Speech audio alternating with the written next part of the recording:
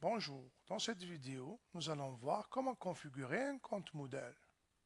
Dans une première étape, on se rend sur le site web du Collège O'Sullivan de Québec à l'adresse www.o'sullivan-quebec.qc.ca. Dans la fenêtre principale du site, on clique sur Mes accès. Dans les options de Mes accès, on clique sur Moodle.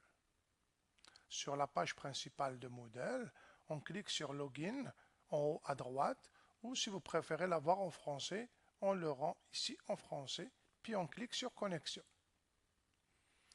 Moodle me demande de faire introduire le nom d'utilisateur et le mot de passe. Nous allons choisir, utiliser le nom d'Alexandre Verbatim. Donc son adresse courriel à Alexandre, c'est AL Verbatim,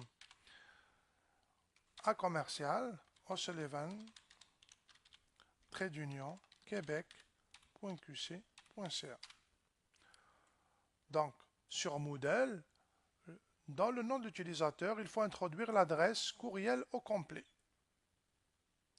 Mot de passe, à la première utilisation de Moodle, c'est toujours 1, 2, 3, 4, 5.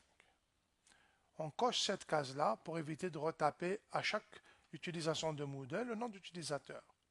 Une fois que c'est fait, on clique sur Connexion. Moodle reconnaît notre username et nous demande donc de changer le mot de passe. Le mot de passe actuel est 1, 2, 3, 4, 5 et j'introduis un nouveau mot de passe. Je le confirme et je clique sur Enregistrer les changements.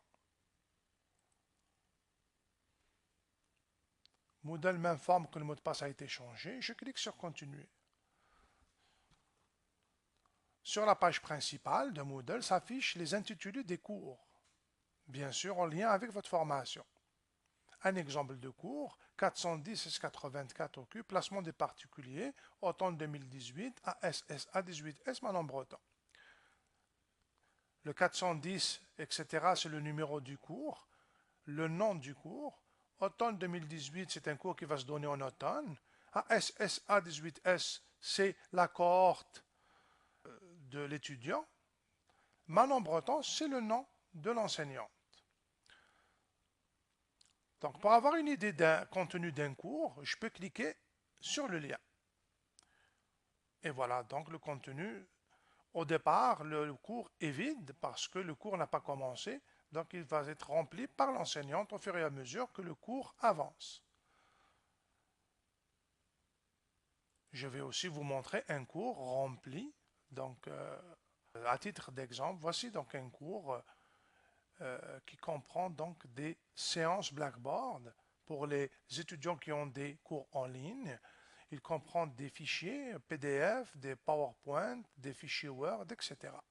Vous avez aussi des examens, des formatifs, des quiz à faire.